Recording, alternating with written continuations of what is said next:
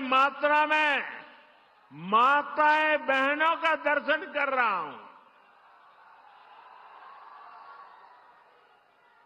ये विशाल जनसागर बता रहा है फिर एक बार एनडीए सरकार,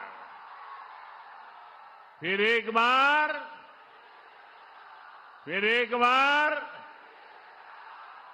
बार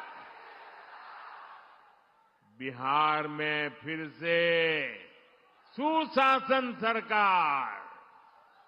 साथियों, छठ महापर्व के बाद ये मेरी पहली जनसभा है।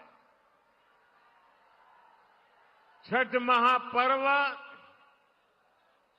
बिहार और देश का गौरव है। देश और दुनिया में छठ महापर्व मनाया जाता है। हम छठ के गीत सुनते हैं तो भाव विभोर हो उठते हैं।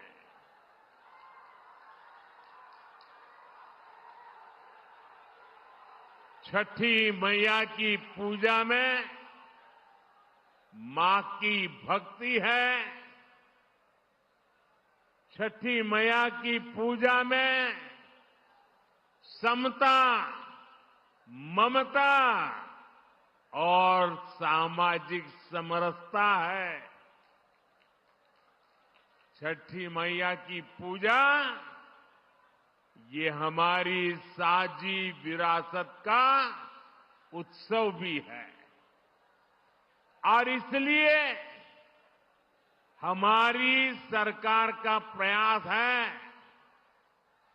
कि दुनिया भी, ये जरा सुनना, दुनिया भी इन मूल्यों से सीखे। साथियों, हम छठ महापर्व को मानवता के महापर्व के रूप में दुनिया की एक बहुत बड़ी संस्था है। दुनिया के सारे देश उसके साथ जुड़े हुए हैं। उस संस्था का नाम है यूनेस्को। हम लोग कोशिश कर रहे हैं कि यूनेस्को की जो विश्व विरासत की सूची है, पूरी दुनिया की ये महत्वपूर्ण संस्था यूनेस्को, और उसमें जो विश्व विरासत की सूची बनती है, बड़ी जांच पड़ताल के बाद बनती है, लंबी प्रक्रिया के बाद बनती है। हमारी सरकार लगातार कोशिश कर रही है कि हमारे इस छठ महापर्व को भी यूनेस्को की उस सूची में नाम दर्ज हो जाए।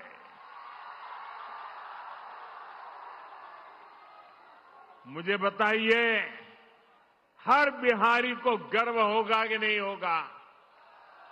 जरा पूरी ताकत से बताइए। जब दुनिया में ये महान विरासत के रूप में उसका नाम लिखा जाएगा, हर बिहारी को गर्व होगा कि नहीं होगा? हर हिंदुस्तानी को गर्व होगा कि नहीं होगा? साथियों, इसी दिशा में हम एक और अभियान भी शुरू करने जा रहे हैं, क्योंकि हम चाहते हैं कि नई पीढ़ी भी इस छठ महापर्व में गीतों की जो महान परंपरा है, गीतों के माध्यम से एक पीढ़ी को दूसरी पीढ़ी तक छठ महापर्व की संस्कार प्रक्रिया चलती है। उसको देशव्यापी ताकत देने के लिए हम पूरे देश में विभिन्न कलाकारों द्वारा छठ पूजा के भजनों की एक स्पर्धा करने वाले हैं और छठ पूजा के पहले स्पर्धा कर लेंगे ताकि नए नए कलाकार, नए नए गीत, नई नई भक्ति, नई नई भावना, इसको व्यक्त करने का देश की हर भाषा के लोगों को मौका मिले। इसमें जनता ही चुनेगी कि उन्हें कौन कौन से गीत सबसे ज्यादा अच्छे लगते हैं। जो टॉप के गीत चुने जाएंगे, उन्हें लिखने वाले, उन्हें गाने वाले गायकों, उन सबको अगले साल छठ पूजा से पहले सम्मान किया जाएगा, उन्हें पुरस्कार दिया जाएगा। और ये विचार मुझे इसलिए आया कि मैं इस बार ट्रैवलिंग में जब होता था, रात को सोने से पहले जब थोड़ा समय रहता था, सुबह जब योगा करता था, तो मैं छठी मैया के भजनों को सुनता था और उसमें मैंने देखा कि एक विदेशी महिला इतने बढ़िया तरीके से छठी मैया के गीत गा रही।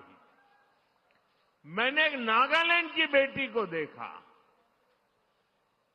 उसके लिए तो हिंदी बोलना भी मुश्किल था, लेकिन वो नागालैंड की बेटी छठी मैया का भजन इतने भावपूर्ण रूप से गाती थी, तो मेरे मन में विचार आया कि अब छठी मैया हिंदुस्तान के कोने कोने में ही नहीं, दुनिया के कोने कोने में भक्ति का भाव जगा रही है।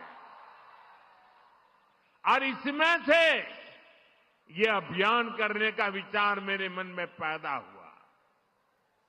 ये अभियान छठी मैया की पूजा से जुड़ी हमारी परंपरा के संरक्षण में बड़ी भूमिका निभाएगी और नई पीढ़ी को बढ़ चढ़ करके हिस्सा लेने के लिए आमंत्रित करेगी। लेकिन साथियों, आपने देखा है, ये आपका बेटा तो छठी मैया का जय जयकार दुनिया में कराने में लगा है। दूसरी तरफ ये कांग्रेस और ये आरजेडी के लोग क्या कर रहे हैं? क्या कर रहे हैं? छठी मैया का अपमान कर रहे हैं। क्या कर रहे हैं? क्या कर रहे हैं? क्या कर रहे हैं? आप मुझे बताइए, क्या कोई कभी चुनाव में वोट पाने के लिए छठी मैया का अपमान कर सकता है क्या?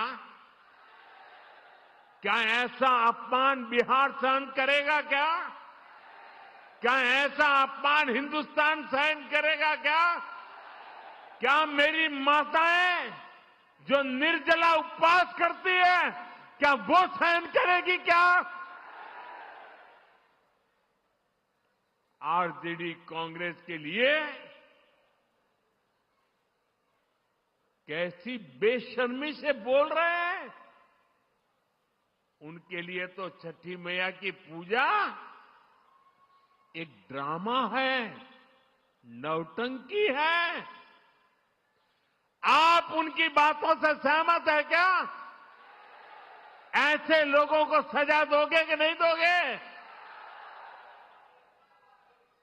जो माताएं बहनें निर्जला इतना लंबा व्रत रखती है, जो गंगा जी में खड़ी होकर सूर्य देव को अर्घ्य देती है, वो आरजेडी कांग्रेस की नजर में वो तो ड्रामा करती है। क्या बिहार की माताएं बहनें, सारी माताएं बहनें मुझे जवाब दीजिए, क्या बिहार की माताएं बहनें छठी मैया का ये अपमान बर्दाश्त करेगी क्या? साथियों, ये हर उस व्यक्ति का अपमान है जो छठी मैया में श्रद्धा रखता है। और मैं जानता हूं छठ पूजा के इस अपमान को बिहार